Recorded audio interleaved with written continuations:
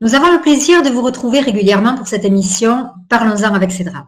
Depuis plus de 35 ans, les éditions CEDRAP accompagnent tous les acteurs de l'enseignement dans leur quotidien en proposant des outils et des méthodes issues de la recherche et des pratiques faites. Et dans l'ADN de la CEDRAP, que nous avons tout naturellement souhaité créer cette émission au moment du premier confinement. Toutes nos émissions, ainsi que les contenus de réflexion pédagogique, sont en ligne sur cedrap.fr. Aujourd'hui, nous avons choisi comme thème « Enseigner les arts plastiques ». Et pour en débattre avec nous, j'ai le privilège de vous présenter nos trois invités.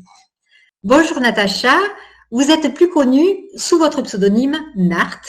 Vous êtes professeure des écoles, titulaire d'un master de commerce international, d'un master en art contemporain et d'un master métier de l'éducation et de la formation.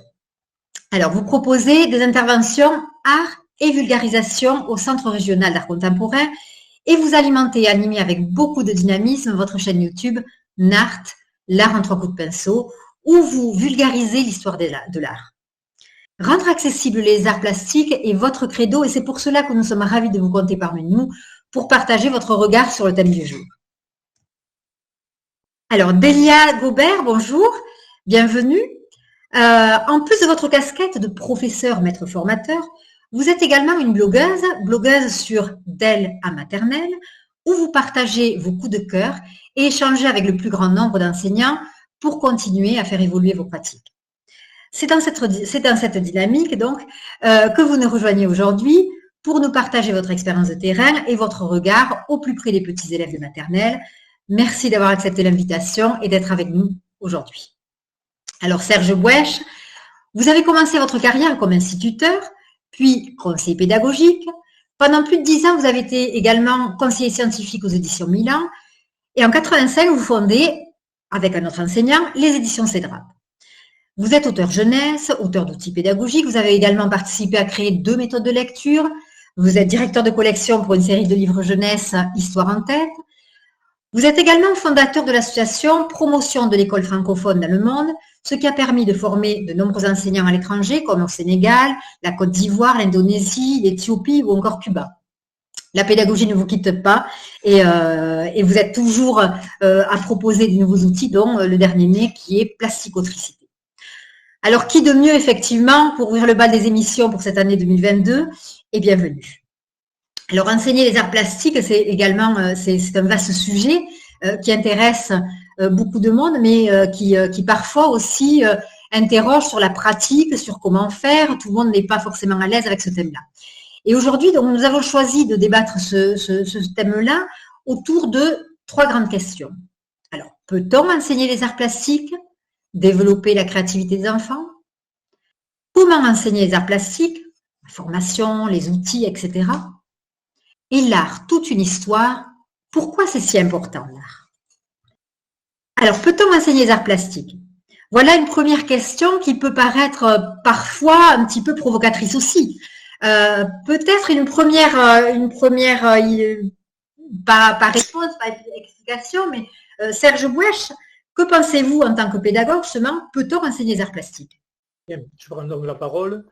Peut-on enseigner les arts plastiques? En fait, moi, quand cette question m'est arrivée, je me suis dit, mais c'est inapproprié parce que l'art, ça ne s'enseigne pas. C'est comme si on disait, peut-on enseigner l'art littéraire? On confronte un sujet à l'art, on essaie d'éveiller sa sensibilité, mais c'est un peu curieux. Et pourtant, quand on regarde les instructions officielles des professeurs des écoles, on voit bien qu'on parle d'enseigner les arts plastiques. Alors, il faut prendre, je crois, le mot art au sens, je dirais, étymologique.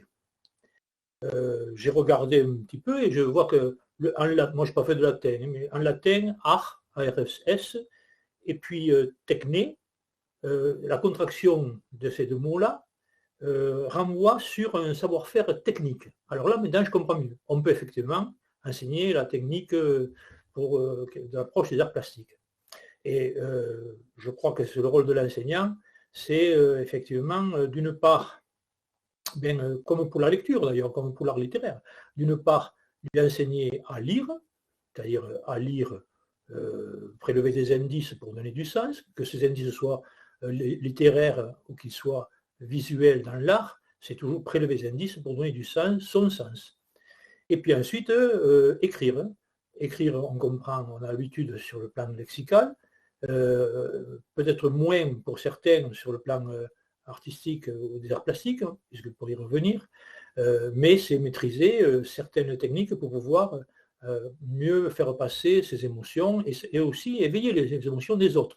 On aura peut-être l'occasion d'y revenir, mais donc pour les enfants, on parlera, il me semble, plutôt de production plastique que d'art plastique, puisque l'art, c'est quand même quand ça passe par le crible, bien sûr, de critique, mais surtout de la reconnaissance de ses pairs, c'est-à-dire d'autres artistes.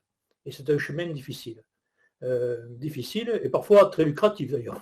On le voit aussi, même dans l'art contemporain où on voit un point au milieu d'une feuille ou plutôt d'une toile et qui vaut une fortune. Bon.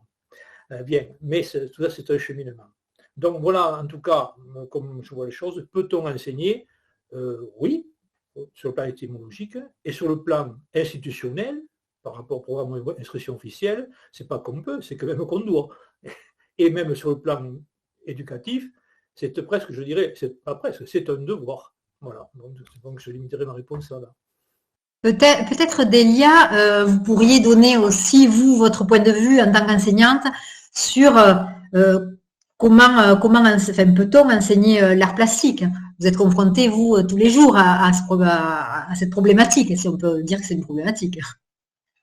Oui, je pense que c'est une problématique parce que, comme vous disiez, Serge, donc c'est écrit dans les programmes que oui, il faut l'enseigner. Donc en tant qu'enseignant, voilà, on doit suivre les programmes et l'enseigner. Après, je pense que c'est une problématique pour les enseignants parce que beaucoup se demandent en fait comment l'enseigner. Donc ça, on va en parler un petit peu après. Et là, ce que vous disiez, en fait, ça rebondit avec ce que je veux dire parce que c'est moi, quand j'ai lu cette question-là, peut-on enseigner les arts plastiques, je voyais 3 parties. Donc, il y a cette partie technique qui, alors surtout, moi, je suis en maternelle, donc il y a la découverte pour certains de la pâte à modeler, de la peinture, après de techniques plus complexes ou de matières, de matériaux plus complexes quand on travaille en 3D, l'argile, etc. Donc, il y a toute cette découverte et cet apprentissage des techniques, puisqu'il y a quand même des choses qu'il faut leur apprendre et avec des choses, on va dire, très strictes, très guidées. Et puis après, moi je voyais 2 autres parties aussi.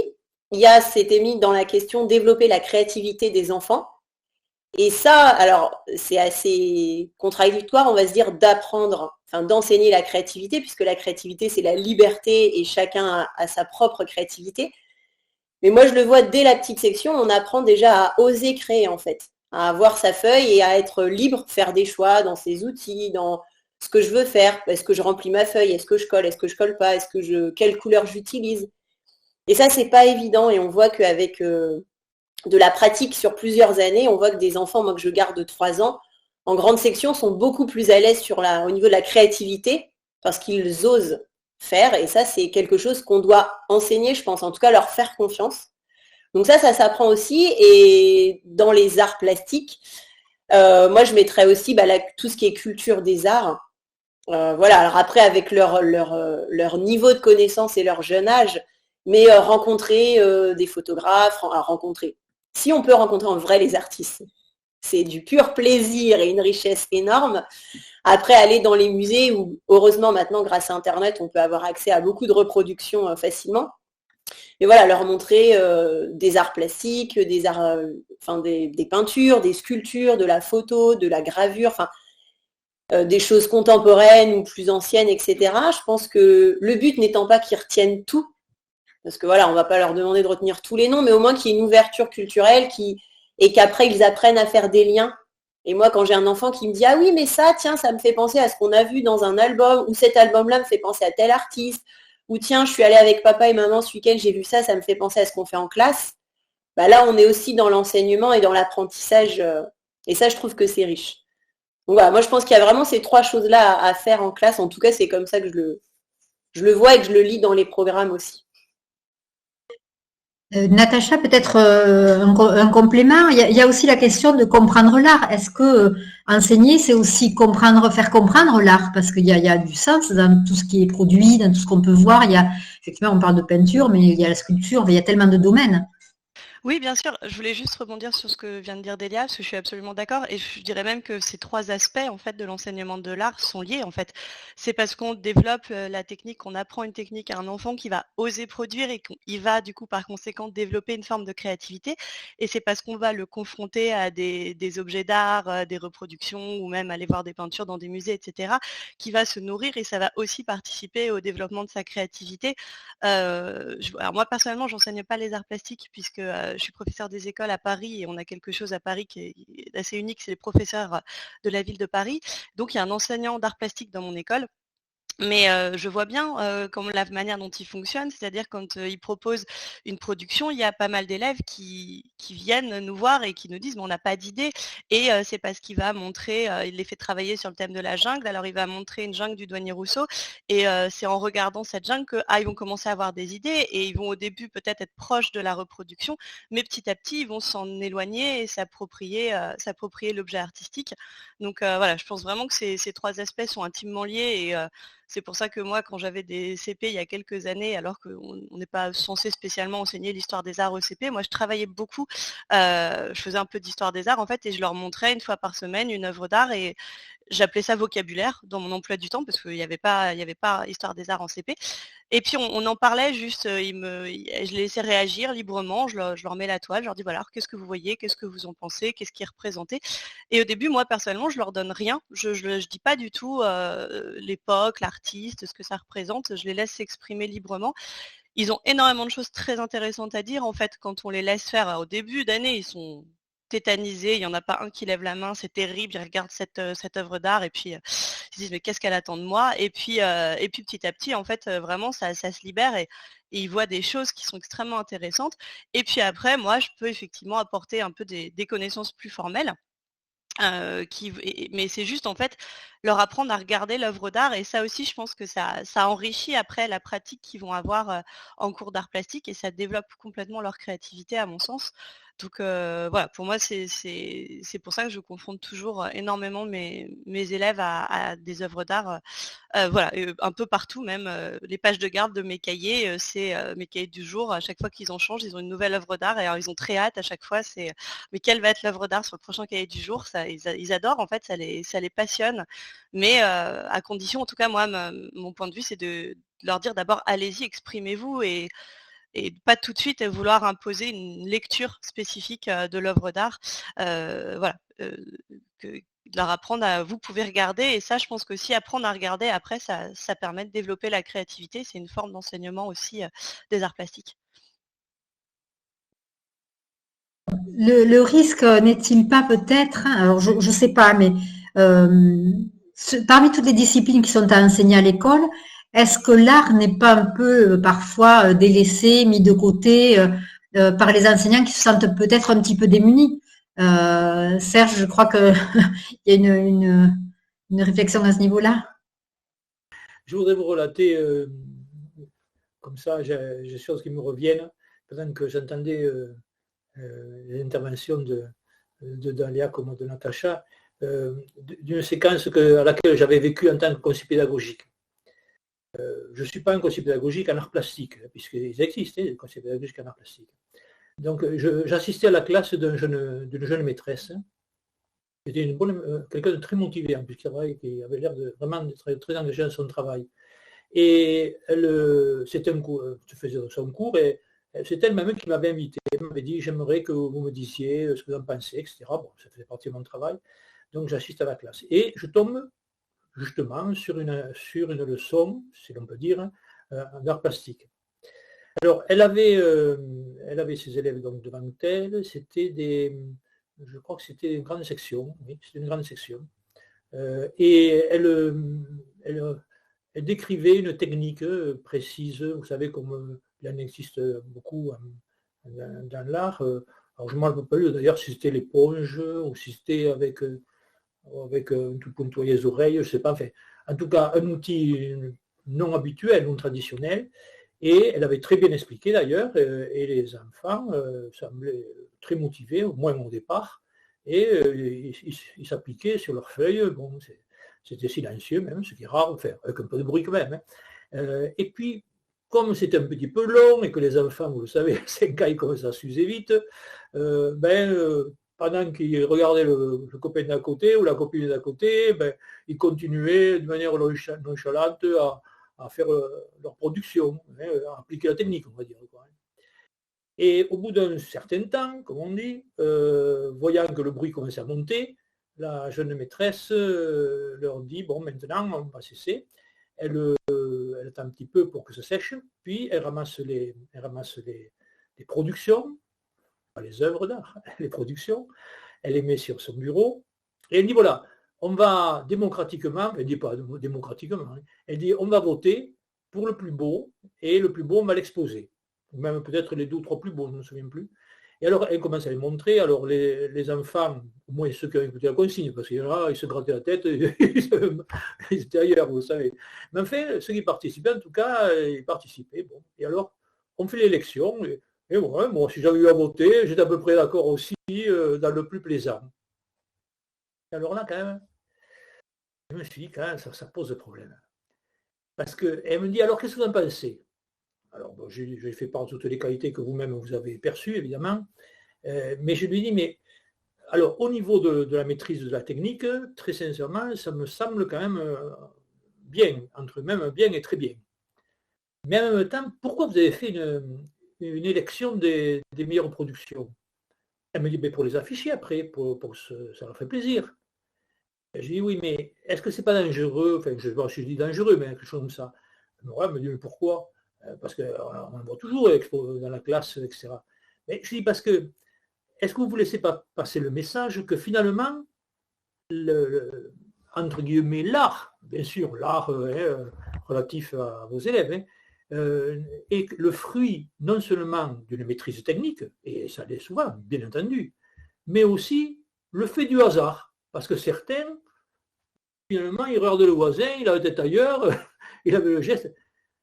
Est-ce que ça ne vous pose pas question? Et là, c'était une fille très intelligente et qui a réagi très vite, quoi.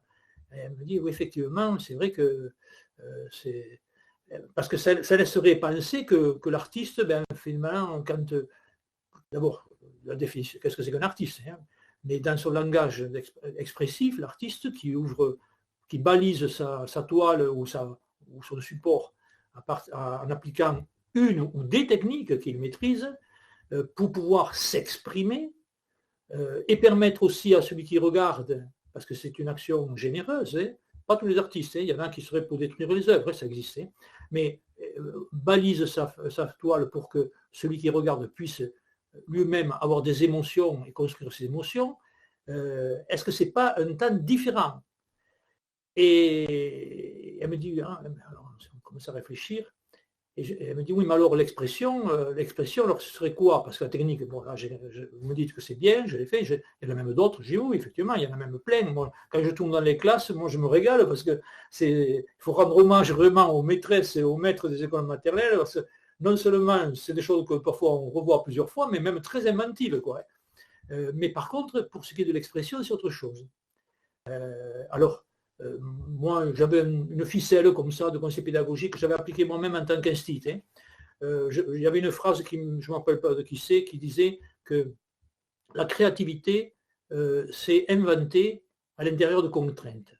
Et d'ailleurs, ce que je faisais, je disais aux enfants, prenez une feuille à 4, mettez-le sur le bord de la table, comme ça, je passe avec un feutre noir, et puis je passais, boum, je faisais 3 merdouilles comme ça sur toutes les feuilles, et je dis, vous avez le droit de tourner dans tous les sens, mais vous devez faire quelque chose.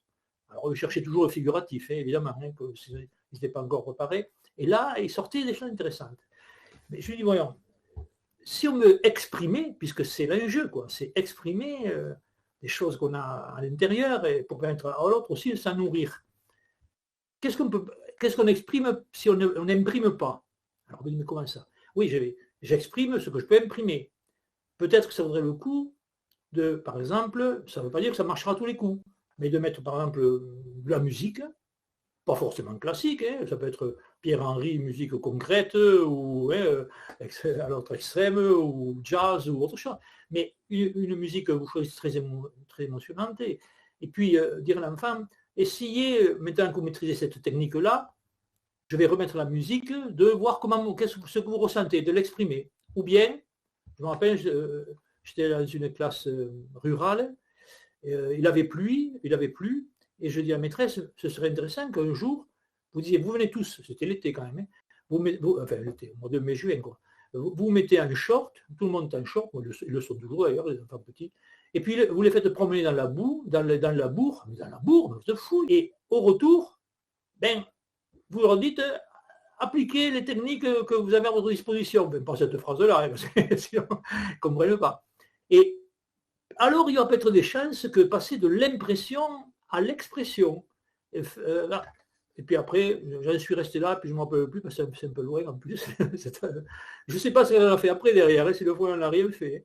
Mais en tout cas, peut-être que j'ai éveillé en elle le fait de séparer, et pour ceux qui nous écoutent, s'il y a des jeunes maîtres ou maîtresses ou des jeunes maîtres, c'est séparer ce qui est la maîtrise, comme vous l'avez très bien dit, dans vos interventions d'ailleurs, la maîtrise de technique au pluriel, de technique, et aussi ce qui est le côté émotionnel, parce que c'est ça, quand même, avant tout, l'art. C'est l'art de pouvoir dire, et puis aussi de pouvoir lire les autres. Voilà, j'étais un peu long, excusez-moi. J'avais envie de le raconter, quoi. Non, mais ça tombe bien, parce que c'est vrai que ça rejoint le deuxième thème, qui était pourquoi l'enseignement des arts plastiques est-il si important, en fait. Comment enseigner les arts plastiques? Alors, la formation, les outils, justement, a-t-on assez de bagages pour pouvoir accompagner les enseignants? Là, c'est vrai que il y avait un exemple concret qui était proposé, mais les enseignants, quand ils sont au quotidien, ont-ils les équipements et la formation nécessaire? Je ne sais pas, Délia, vous, dans votre quotidien, est-ce que vous arrivez à vous raccrocher finalement à ce que vous avez pu avoir comme outil, ou est-ce que vous êtes accompagné justement pour pouvoir mettre en pratique l'enseignement de l'art? C'est assez difficile.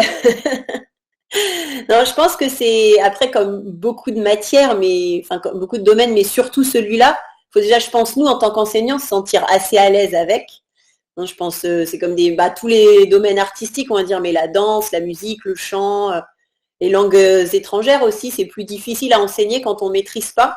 Maths, français, on y arrive, même s'il faut des fois se remettre à niveau sur certaines choses, mais on y arrive. Les arts, c'est assez difficile. Et moi, je le vois, ça fait quand même maintenant plus de 10 ans que j'enseigne. Et ma pratique a énormément évolué. Donc, je pense dans tous les domaines, mais elle a vraiment, je veux dire, complètement changé dans ma manière d'enseigner les arts. Et je pense que le maître mot, c'est parce que j'ai réussi à lâcher prise. Donc lâcher prise, se dire déjà, alors il y a aussi tout le côté matériel, donc il faut sortir de la peinture. Il va y en avoir, alors peut-être pas tout le temps partout, mais il va quand même y en avoir un peu partout. Où aujourd'hui on va peindre avec les mains, donc ça va salir, il va y en avoir dans les cheveux, etc. Donc là, nous, il faut lâcher prise, il faut aussi expliquer ça à la TSEM, aux parents aussi, des fois qui retrouvent les enfants avec les pieds un peu bleus parce qu'on a fait de la peinture aux pieds. Il y a tout ce côté-là. Après, il y a aussi se dire, qu'est-ce que je fais? C'est vrai qu'on nous enseigne des choses. Donc moi, c'était l'IUFM. On nous a toujours dit, il ne faut pas faire à la manière de. Oui, je suis d'accord. Sauf que quand on se retrouve en classe et que on cherche, des fois on se dit ok, on s'en inspire, mais il ne faut pas le faire à la manière de. Et c'est pas toujours évident. Et même moi maintenant en étant formatrice, même pour l'expliquer à des jeunes enseignants, c'est pas toujours évident de se dire ok, là on montre des artistes, mais on ne fait pas à la manière de. C'est pas évident. Après, je pense qu'en pratiquant, il y a peut-être que quelques petits trucs. Et alors moi, par exemple, maintenant, j'essaye de ne pas présenter qu'un seul artiste. Mais par exemple, si on va travailler autour de l'organisme, là en ce moment, on travaille beaucoup en graphisme sur occuper l'espace, le remplir, etc. Donc il y a plein de manières différentes avec de la peinture, des feutres, avec des objets, etc. Et moi, quand j'ai mon objectif, donc là, si on va dire par exemple, c'est organiser des objets dans un espace, je vais chercher plein d'artistes qui ont travaillé avec les objets. Et du coup, comme il n'y a pas qu'une seule proposition, c'est ce que vous disiez, Serge, tout à l'heure, en fait, même Natacha, ils observent. Et au début, ils vont être très collés à ce qu'ils voient, ce qui est normal. En plus, ce sont des jeunes enfants, donc ils sont plutôt dans la copie et dans l'imitation au début. Et puis après, on revient sur sa trace, on s'inspire plutôt d'un autre artiste où on regarde ce que les autres ont fait. Et du coup, tout ça va un peu bouillonner dans leur tête et hop, il y a quelque chose d'autre qui sort. Donc ça, c'est une des premières astuces que j'ai trouvées en fait au fil des ans, c'est de présenter plusieurs artistes et de pas toujours partir de l'œuvre en fait. On fait déjà, donc moi j'ai mon idée, donc je leur amène des objets par exemple et une boîte et je donne une consigne très large qui va être remplir la boîte avec les objets et je laisse. Alors, c'est dur aussi, faut se dire, moi je suis en retrait, je n'interviens pas, je laisse faire. Si la consigne est respectée, après ils font comme ils veulent. Il y en a qui vident les objets dans la boîte et bah oui, ils ont rempli. C'est une manière de remplir. Puis voilà, après on observe et du coup on présente les artistes en fin de séance ou des fois au bout de 2-3 séances. Donc déjà, il n'y a pas le même impact, on n'est plus trop dans la copie puisqu'ils ont déjà cherché.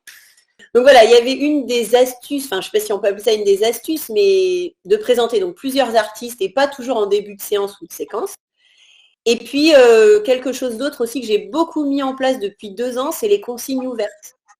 Alors ça peut faire très peur, et quand j'en parle à mes collègues, ça leur fait peur à eux. Ça fait aussi peur aux élèves, et je vois les élèves qui arrivent d'autres classes, la première fois qu'ils travaillent de cette manière-là, ils sont terrorisés. Mais en fin de compte, on part de verbes, donc ça va être remplir, accumuler, ou juste un mot, par exemple, des traits, ou alors, qu'est-ce qu'on a fait en ce moment? On travaille sur boucher un trou.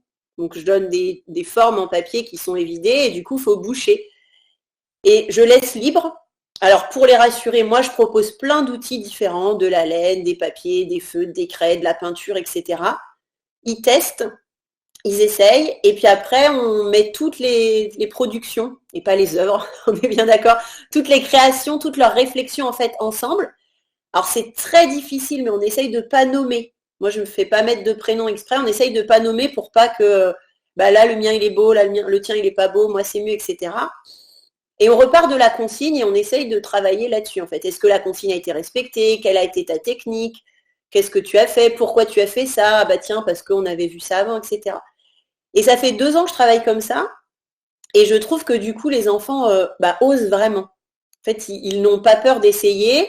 Ils n'ont pas le problème de la page blanche ou je ne sais pas quoi faire.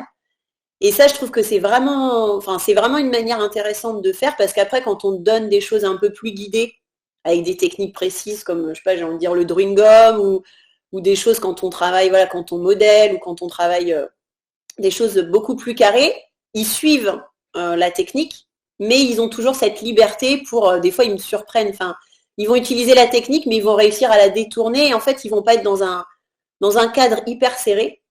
Et ce que je trouve intéressant, et il le voit, c'est même une réflexion d'un grand l'année dernière, qui m'a dit, maîtresse, c'est marrant, tu as donné la même consigne, mais personne n'a la même chose. Et je trouve que quand on est là, on est loin, on le voit, mais c'est parce que je pense qu'on n'est pas formé, on n'est pas très très bien formé, mais c'est vrai que des fois on voit une œuvre d'artiste et on voit 25 reproductions qui sont pas identiques, mais qui sont fortement quand même proches. Et là, du coup, avec une consigne ouverte, juste un verbe, juste un mot, juste un outil, on a plein de propositions différentes et ça, c'est très enrichissant pour les enfants et aussi pour l'enseignant. Parce que du coup, ça fait évoluer notre réflexion sur l'art après.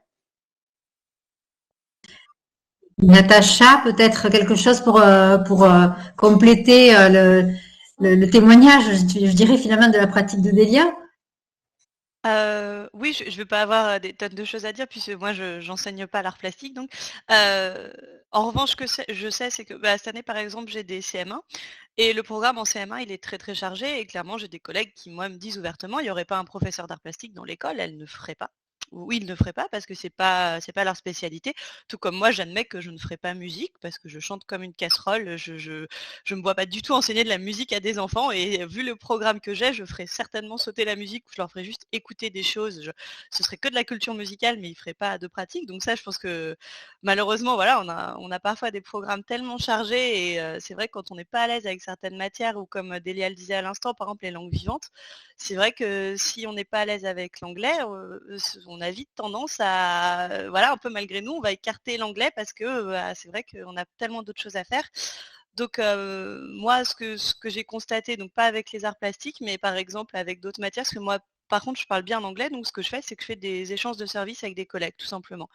Donc c'est vrai que je pense que pour des enseignants qui peuvent se sentir pas à l'aise avec l'art plastique, bah, pourquoi pas envisager ce genre de choses. En plus, c'est extrêmement enrichissant pour les enfants d'avoir affaire à un autre enseignant qui a une autre approche des choses, qui a une autre façon de s'exprimer, une autre manière d'enseigner.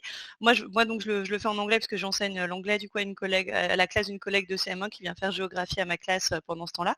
Ce qui fait que déjà, on est sûr d'avoir ce temps-là, on est sûr d'avoir ce moment-là, et il est même un peu, il y a un côté presque bien ritualisé dans la tête des enfants, puisqu'il y a un échange de services à une heure précise, c'est un autre enseignant qui vient, c'est une autre approche des choses. Donc je pense que c'est quelque chose qu'il ne faut pas hésiter à envisager quand on ne se sent pas à l'aise avec l'enseignement des arts plastiques, plutôt que de s'obliger à le faire et de le faire un peu précipitamment, de le faire un petit peu mal, bah, pourquoi pas mettre en place ce genre de choses avec un collègue qui, lui ou elle, se sentirait à l'aise avec cet enseignement-là. Je pense que ça peut, dénouer des contraintes qu'on a au quotidien, de toujours courir après le temps et c'est une idée comme ça qui me vient, puisque moi j'enseigne pas les arts plastiques, donc j'ai pas énormément Oui. de clés à vous donner. Effectivement, décloisonner, c'est le meilleur moyen. Après, l'art, on le rencontre aussi dans d'autres disciplines, mais pas en tant que créativité. Si je prends par exemple le programme d'histoire, c'est vrai qu'on s'appuie sur beaucoup d'œuvres de tableaux, etc. C'est aussi aborder l'art, mais de manière culturelle peut-être, c'est-à-dire de connaissances, d'œuvres, de scènes, etc. C'est des choses qu'on aborde aussi dans d'autres disciplines, il me semble. Oui, absolument. On va en parler parce qu'on va rencontrer beaucoup d'œuvres d'art, notamment en histoire chez les plus grands. Et même quelque chose de très simple, beaucoup d'enseignants font faire des illustrations pour les poèmes qu'ils enseignent aux élèves. Et ça aussi, par exemple, c'est très intéressant. Moi, souvent, quand je distribue un poème, je vois beaucoup d'élèves qui coincent quand on leur demande de faire une illustration, parce qu'il s'agit effectivement de comprendre déjà le sens du poème, de se laisser imprégner par l'émotion du poème et de réussir à retransmettre ça sous forme d'une production visuelle. Donc c'est quand même un passage, c'est très compliqué pour un enfant. On passe du langage écrit à la compréhension et puis à quelque chose de visuel. Donc moi, généralement, je fournis en plus quelques illustrations avec chaque poème que je donne. Par exemple, on a fait... celui-là, ils n'ont pas eu trop de mal à illustrer, mais on a fait le lièvre et la tortue récemment. Et il y avait des petites images que je donne avec aux élèves pour les aider justement dans la production de leur illustration, parce que vraiment pour certains c'est très angoissant. On leur dit vas-y, fais une illustration du poème, mais certains c'est vraiment, ils restent devant leur feuille et on sent que ça les panique. Donc ces élèves-là, moi je suis tout à fait pour, même si je suis pas pour la reproduction ni rien, mais je leur dis regarde les images, regarde celles qui t'inspirent et puis essaye de faire un dessin à partir de ça. Et certains, le fait d'avoir un modèle, vraiment, ça les sauve, parce que pour certains enfants, alors moi c'est des plus grands, hein, ils ont quand même 9-10 ans, ils commencent déjà à beaucoup comparer ce qu'ils font à ce que font les autres. Et oh là là, maîtresse, mais je dessine tellement mal, c'est affreux. Et voilà. Et certains enfants, c'est très rassurant comme ça de leur fournir des illustrations. Ça va. Sinon, ça peut être. Mais vraiment, il y en a, on les sent mal. Donc moi, c'est ce que je fais, par exemple, avec les illustrations des poèmes, par exemple. Je crois que Serge voulait réagir à un moment donné sur un des commentaires. Alors, je comprends très bien ce que dit Natacha, et dans mon expérience aussi de conseiller pédagogique généraliste, on va dire, mais c'est pas mon expérience, je dirais c'est un fait, en France c'est comme ça. L'art plastique, puisqu'on parle des arts plastiques, c'est très présent dans les écoles maternelles et beaucoup moins présent dans les écoles élémentaires. Alors, il y a plein de raisons, on ne va pas les débattre là parce que ce serait trop long, et de dire c'est la pression aussi des parents par rapport à l'enfant qui doit apprendre à lire et à écrire, les médias qui n'arrêtent pas de dire que les enfants ne savent pas lire arrivant en 6e, enfin qui sont de grosses bêtises d'ailleurs, etc., etc., etc. Alors, et d'ailleurs, on trouve une manière de répondre à cela par des intervenants extérieurs, comme c'est le cas pour vous, Natacha, ou parfois que l'enseignant il laisse tomber la discipline, quoi. Alors, tout ça, ça nous renvoie, en fait, à la véritable mission institutionnelle. Je dis mission exprès, hein. Mission institutionnelle, je pose deux termes qui sont apparemment qui ne vont pas très bien ensemble, mission institutionnelle de l'enseignant. À l'école primaire, qui inclut maternelle et élémentaire, à l'école primaire, on se centre sur l'enfant. L'enfant, on sait, bon, depuis Piaget et bien d'autres, Vallon ou bien d'autres, que plus l'enfant est petit, plus les choses sont décisives, et plus on grandit, et votre âge et le mien, alors là, c'est trop tard, c'est jamais trop tard, mais c'est un moment, l'école primaire, un moment très privilégié. On sait aussi, et ça c'est pas discutable, qu'un être humain, son développement harmonieux, alors on peut parler autour de harmonieux, mais son développement harmonieux, c'est par le développement de deux choses, c'est la pensée convergente et la pensée divergente. La pensée convergente, 1 et 1 égale 2, je sais, c'est les disciplines qui sont souvent privilégiées à l'école élémentaire. Et la pensée divergente, c'est malheureusement celles qui sont un peu abandonnées à l'école élémentaire. Bon. Donc, bien sûr, les arts. C'est en privilégiant ces deux aspects-là, avec la même énergie, avec les mêmes compétences, qu'on donnera le plus de chance à nos élèves et à nos enfants, d'avoir une vie équilibrée, non pas dans les savoirs culturels, mais je dirais dans la vie tout simplement. Et c'est une responsabilité que l'on nous incombe, à nous, les enseignants de l'école primaire, qui est colossale. Moi, quand j'ai fondé la CEDRA, puisque c'est vrai, c'est pas du tout en me disant « Oh la belle affaire, j'ai monté, ça va rapporter du fric ». C'est pas ça. C'est que je râlais trop de voir que dans les éditions traditionnelles, on ne s'inspirait pas assez de l'université. Et c'est vrai que dans l'université, il y a beaucoup de chercheurs qui ne trouvent pas, mais il y a aussi des chercheurs qui trouvent, qui m'ont enrichi à moi, comme à vous d'ailleurs dans votre formation. Et je me dis, mais pourquoi ça, on ne l'injecte pas dans les outils qui est de l'édition traditionnelle, etc. Alors, je vais laisser tout ce côté-là, je reviens aux arts plastiques. Finalement, ce n'est pas une grande affaire, parce que quand on se dit, bon, je ne suis pas compétent, mais qu'est-ce qu'il faut savoir sur les arts plastiques? Ce n'est pas grand-chose, c'est comme sur la lecture et sur le reste. C'est la maîtrise de 3 types de composantes. Alors, ce sont ce que moi je peux appeler les constitutifs.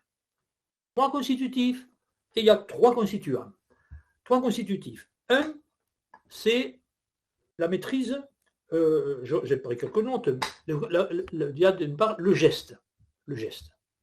Alors, il y a le geste rapide, le geste lent, le geste pointilleux, le geste fort, doux. Enfin, c'est un geste. Quand on regarde n'importe quelle production, qu'elle soit contemporaine ou qu'elle soit... c'est le résultat d'un geste de la part de l'artiste. Donc, il faut travailler le geste. Pas forcément en art plastique, aussi bien sûr, mais ça peut être en éducation physique. Donc, il y a tout un travail que l'on peut faire au niveau du geste. Ensuite, c'est la trace. Il n'y a pas de l'art sans trace. Bon, Kandinsky, moi je ne suis pas un fou de l'art contemporain, je vous le dis de suite, même je dirais que c'est pas ce que j'aime le mieux. Mais je reconnais toute son utilité, et les enfants que l'on a, ce sont des enfants contemporains. Donc c'est bien normal qu'on les tourne vers l'art contemporain. En plus, ce n'est pas dévalorisant si tu loupes l'affaire, parce que c'est dans le figuratif, c'est bon sang, ta maison ne ressemble pas à grand-chose, les parents ils peuvent dire, oui, mais l'art contemporain, c'est beaucoup plus libératoire. Dans l'art contemporain, on a un cadre, un professeur d'université, reconnu par le monde entier, et ses œuvres valent une fortune. Kandinsky. Kandinsky, c'est le point, la ligne, le plan. Alors, ce n'est pas le point tel qu'on peut l'imaginer habituellement. Moi, je renvoie à son ouvrage qui est une prise de tête, je vous le préviens tout de suite. Mais le point a un autre sens. La ligne, c'est pareil. Il va parler de la ligne d'équilibre qui monte parallèle, qui est l'horizon, qui est le désespoir, je ne sais pas quoi, bon, etc. Le plan, pareil. Donc, c'est maîtriser la trace. Et c'est maîtriser les composantes de la couleur. Et la couleur, si vous le permettez, je suis préparé un petit tableau que moi, qui m'est très utile parce que moi, je suis un cancre, moi, je suis généraliste, donc moi, je ne sais pas plus en art plastique que vous, Natacha. Enfin, en tout cas, j'ai essayé de me donner des outils. Alors, si vous le permettez, je ne sais pas si on peut bien le voir, mais je vais vous le montrer. Voilà. Alors, vous voyez, c'est le cercle chromatique. Ça, c'est là qu'on va parler de la couleur. Alors, attendez, je suis bien. Vous voyez, ici, je me suis fait des flèches. Alors, il y a toutes les couleurs du cercle chromatique. Et je me suis fait une flèche comme ça que je peux promener, regardez. Vous voyez, je peux la promener comme ça. Et cette flèche, en fait, c'est des couleurs complémentaires. Si je la mets comme ça, eh ben, je vois que ce bleu-là est complémentaire à cet orange-là. Si je fais ça, eh bien, ce vert-là, il est complémentaire à cette couleur verte secondaire, à cette primaire-là. Et là, je sais que je suis dans le criard, dans le vif, dans l'agressif. Simple. Donc, c'est, je veux dire, quelques activités avec les enfants, pour soi-même, me permet, d'ailleurs, pour s'habiller aussi. Si j'ai envie de me faire remarquer, criard, vous voyez, je fais ça, je veux mettre une jupe verte comme ça, avec un gilet comme ça, c'est sûr que ça va être criard, on va me remarquer. Et puis, il y a un triangle, vous voyez. Dessous, j'ai fait un triangle sous l'axe.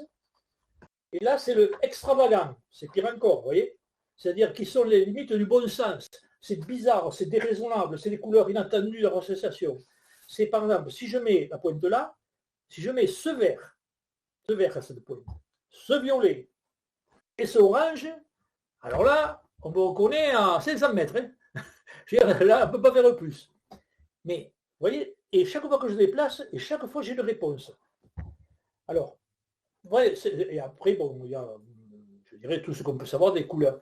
Il n'y a pas grand-chose, en fait. Il n'y a pas grand-chose à savoir au niveau des outils.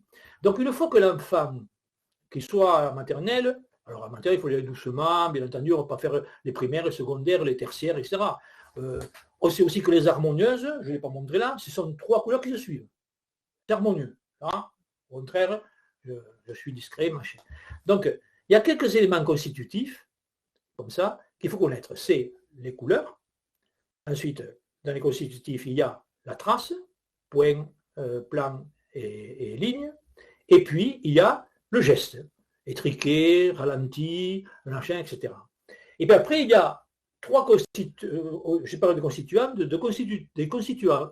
Là, c'était 3 constitutifs, maintenant on passe à 3 constituants. Et vous le faites dans les classes maternelles, alors là, c'est les rois pour ça, moi j'ai appris de là, j'ai rien inventé. C'est la variation des supports, on met du papier, on met la toile, on met du carton, on va peindre sur les murs, etc. Variation des supports. Variation ensuite des matières, on peut avec de la peinture, certes, mais avec du cirage, avec de la farine mélangée avec de l'œuf, enfin, c'est pas vous que je vais l'enseigner, tout ça. Et la variation des outils, c'est le pinceau, mais c'est aussi la fourchette, c'est avec une cuillère, avec pour nettoyer les oreilles, comme je disais tout à l'heure, ou une éponge, etc. Une fois qu'on connaît les 3 constitutifs, les 3 constituants, on a passé du temps, parce qu'il faut du temps, pour chacun d'entre eux.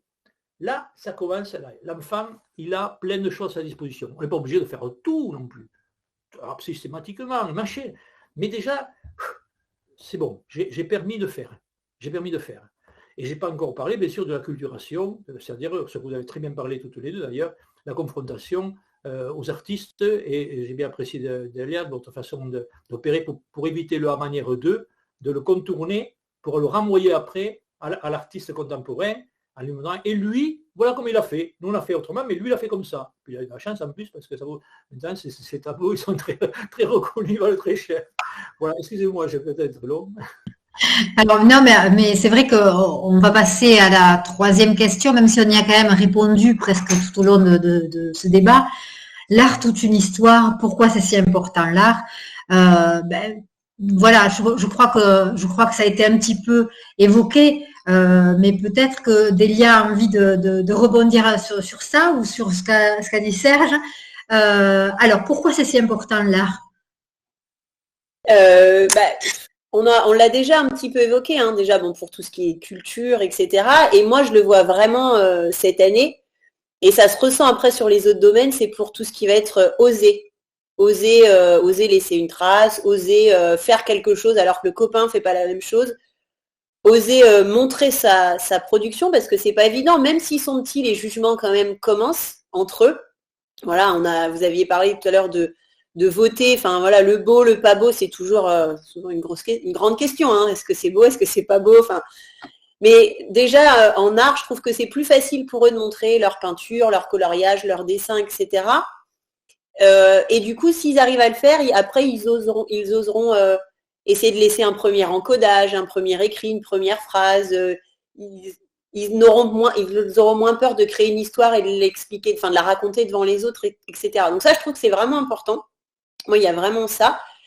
On parlait de la créativité, hein, c'est important en art d'oser, mais pour moi, en fait, la créativité, c'est être capable de résoudre une situation problème.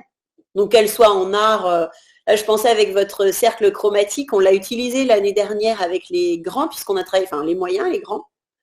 On a travaillé sur la lumière, en fait. Comment mettre la lumière sur sa feuille.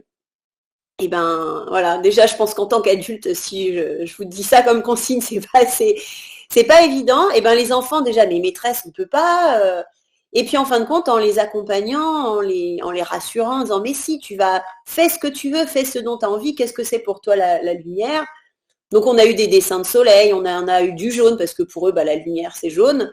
On a eu des enfants qui essayaient de mettre le soleil sur la feuille, donc qui après ont vu qu'il y avait des ombres. Donc ils se sont mis à colorier les ombres. Donc ça a été des premières traces. Après, j'ai imposé de la peinture. Donc du coup, on ne pouvait plus faire la même chose. Et bien sûr, il n'y avait pas de jaune. Donc c'était un peu compliqué pour eux. Et puis après, on a parlé du cercle chromatique. Et on a vu que si on mettait du vert et du violet, par exemple, ça pétait. Et c'était beaucoup plus lumineux que si on avait du bleu et du vert. Donc on a parlé de ça. Après, on allait chercher dans les artistes, donc les artistes de la Renaissance, etc. Alors, je ne suis pas du tout calée, donc j'ai fait des recherches. Merci Google, etc. Et on a vu qu'il y avait du blanc et du noir, enfin des couleurs claires, des couleurs foncées. On a vu aussi que le rouge, le jaune, l'orange, etc. Ou des fois que c'était très sombre et qu'un seul point lumineux mettait de la couleur. On a vu soulage, etc.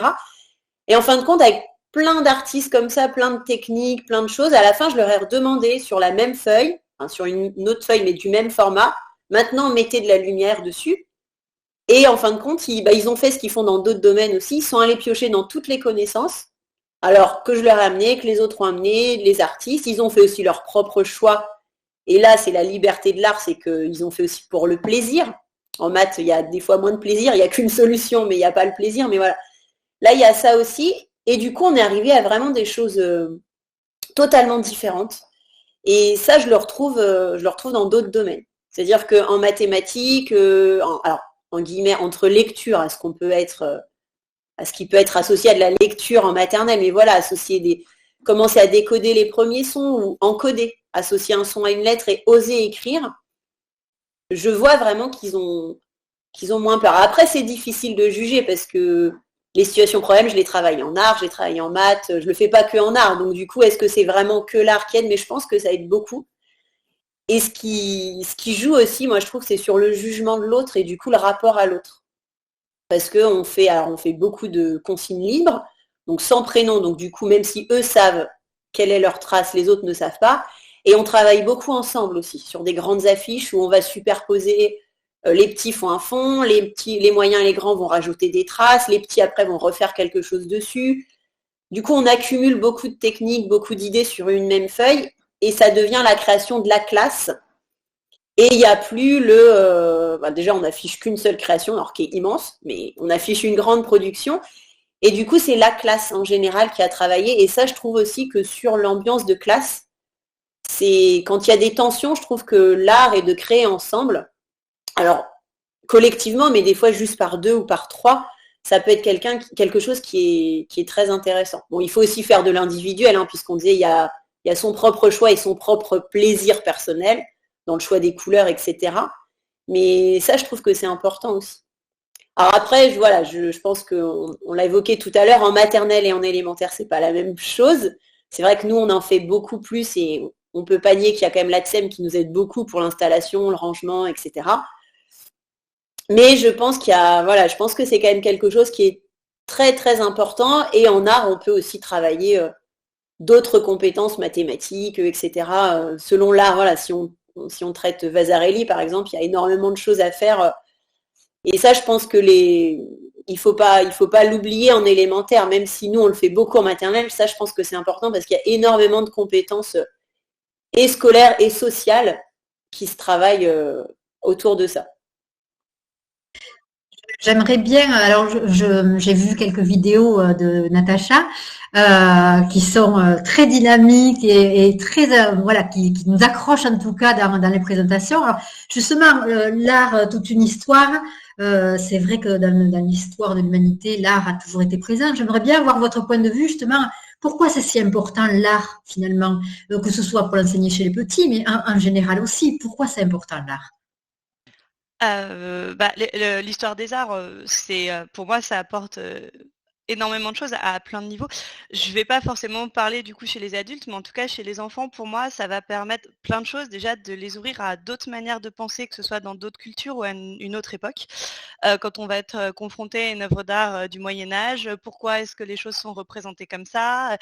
Pourquoi est-ce que, par exemple, les proportions ne sont pas respectées au Moyen-Âge? En fait, parce qu'on s'en fichait un peu. C'est pas qu'on savait pas faire, c'est que si un personnage est plus grand qu'un château, c'est parce qu'en fait, ce personnage est très important et on veut le mettre en avant. Donc, c'est pour ça qu'il est grand. Et donc, par exemple, voilà. Et puis, présenter des œuvres d'art qui viennent d'une autre culture. Pourquoi est-ce qu'on va représenter, pourquoi est-ce que la vague d'Okusai, pourquoi est-ce que l'eau, on la représente comme ça au Japon, alors qu'inversement, en Occident, on ne représente pas forcément comme ça. Pourquoi la technique de l'estampe là-bas, alors que chez nous, on est plutôt sur de la gravure.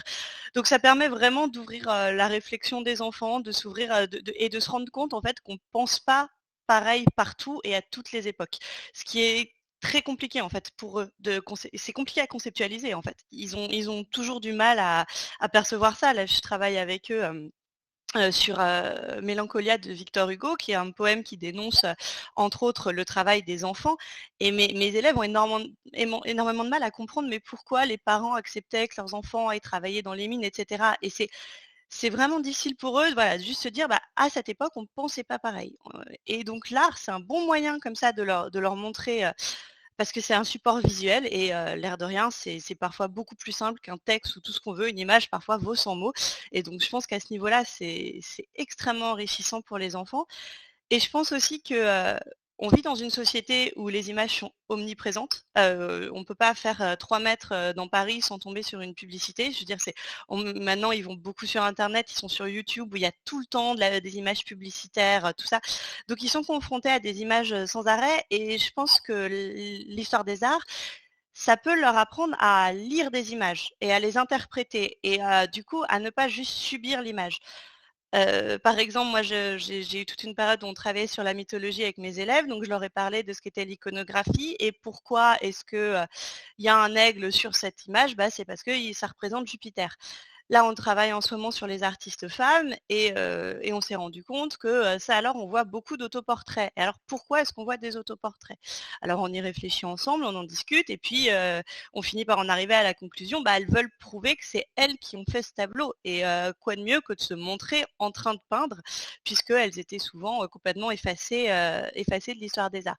Donc petit à petit comme ça, ils apprennent à décoder les images, ils apprennent que les choses ne sont pas là par hasard, qu'il n'y a rien qui est fait par hasard dans une image et je pense que l'air de rien, ça leur apprend après à comprendre aussi les images qu'ils voient partout en fait et juste pas forcément du coup subir ces images dont ils sont bombardés à longueur de journée, mais voilà, à devenir actifs quand ils sont face à un support visuel. Et pour moi, voilà, pour moi, c'est tout ça qui fait que c'est à nouveau, dès le CP, moi, j'expose énormément mes élèves à des œuvres d'art, alors même que l'histoire des arts n'est pas au programme avant le CM1, parce que je pense que c'est vraiment quelque chose qui doit faire partie de leur formation. Je pense que c'est indispensable dans nos sociétés actuelles pour ces 2 raisons principalement. Alors, on arrive à la fin. Un dernier mot, Serge, sur ce qui s'est dit ou sur ce dernier thème, l'art, donc toute une histoire.